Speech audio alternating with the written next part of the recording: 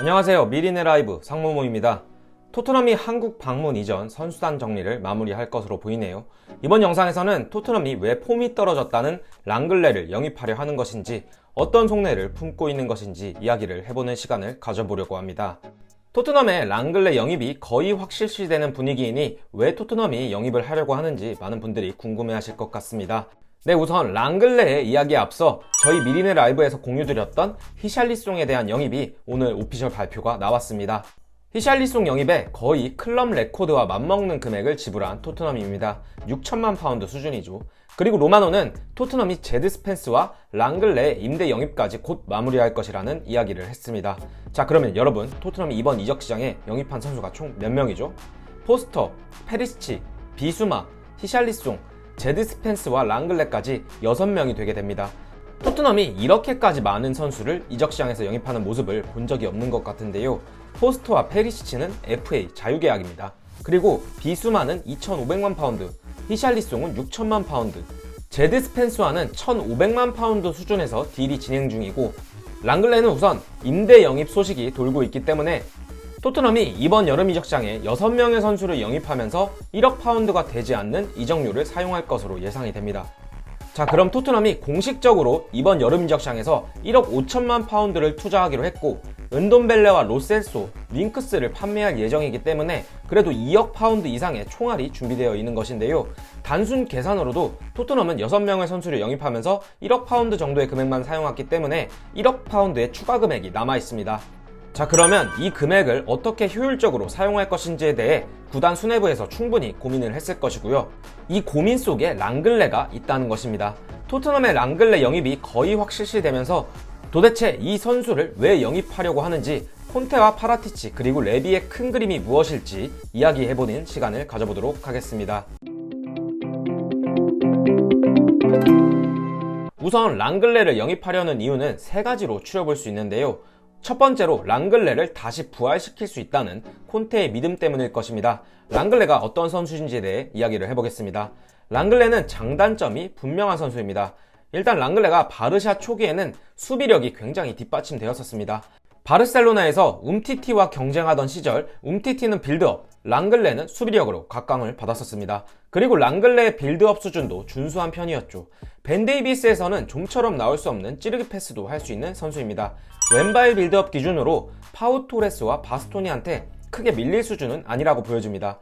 그리고 헤딩뿐만 아니라 볼 블로킹을 적절하게 해낼 수 있는 선수라고 볼 수 있습니다. 하지만 요새 폼이 떨어지면서 압도적인 안정감을 보여주고 있지 못합니다. 잔실수가 있다는 것인데요. 피지컬 또한 압도적이지 않기 때문에 거친 스타일의 수비를 즐겨하진 않습니다. 하지만 초기 바르샤 시절 파이팅 넘치는 수비로 끝까지 뛰는 모습에 많은 바르샤 팬들로부터 환호를 받았던 랑글레입니다. 바르샤의 전술에 녹아들지 못하며 하락세를 면치 못하고 있지만 3백의 왼쪽 스토퍼로서 다시 한번 살아날 가능성을 갖고 있는 게 랑글레라고 볼 수 있습니다. 이 선수가 하락세로 접어들었다는 평을 듣지만 콘테 감독이 랑글레한테 직접 연락을 취했다고 하죠.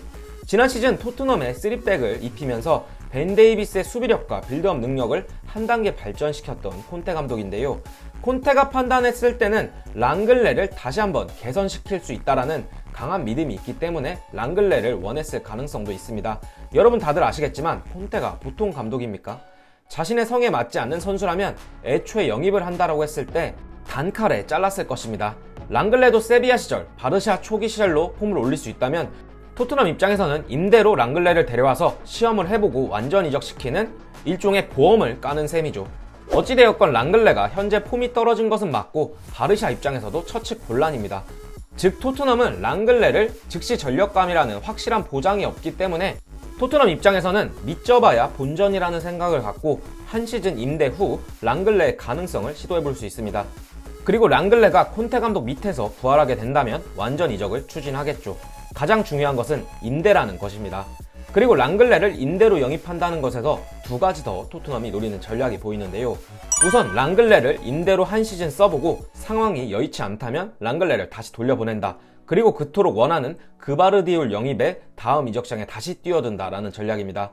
그바르디올의 이적료가 상당하고 현재 영입이 여의치 않다면 랑글레를 한 시즌 써보고 랑글레가 괜찮다면 토트넘으로 완전 이적시키는 방안이 있을 거고요. 여의치 않다면 다음 시즌 다시 좌스토포를 영입하는 대안이 있을 것입니다. 그바르디올이 토트넘에 관심이 있는지 확실하진 않지만 히샬리송의 히어리고 트윗에 그바르디올이 좋아요를 눌렀다라는 이야기도 있습니다. 그바르디올 대신 랑글레라면 조금 아쉬운 면이 있을 수도 있지만 토트넘의 빅피처가 그바르디올을 데려오는 것이라면 또 이야기가 달라지겠죠. 그리고 두 번째는 앞서 영상 서두에 말씀드렸듯이 왼발 센터백으로 랑글레를 영입한다면 토트넘의 많은 이적료를 사용하지 않고 좌스토포를 보강할 수 있습니다. 제드 스펜스와 랑글레까지 영입된다는 가정하에도 앞서 말씀드렸듯이 1억 파운드 이상의 금액이 남아 있습니다. 이 금액으로 스위퍼 자리, 다이어 자리를 보강할 수 있을 것입니다. 브레머, 쿨리발리, 밀란 슈크리니아르 등 여러 선수들이 거론되고 있는데요. 이 선수들을 약간 오버페이 해서라도 토트넘이 데려오게 된다면 정말 대박이죠. 그동안 문제였던 수비라인의 뎁스가 좌스토퍼와 스위퍼 자리까지 포함해서 뎁스를 확실히 깊이 있게 할 수 있을 것입니다. 랑글레를 임대 영입하고 아껴둔 금액으로 스위퍼를 영입한다는 것은 토트넘이 우승권 경쟁까지 노릴 수 있을 정도로 뎁스를 더 갖추게 만들 것입니다.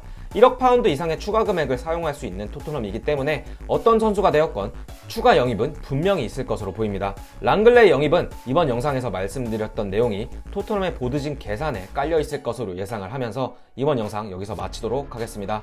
영상 끝까지 시청해주셔서 감사드리며 구독과 좋아요, 알람 설정 부탁드립니다. 감사합니다.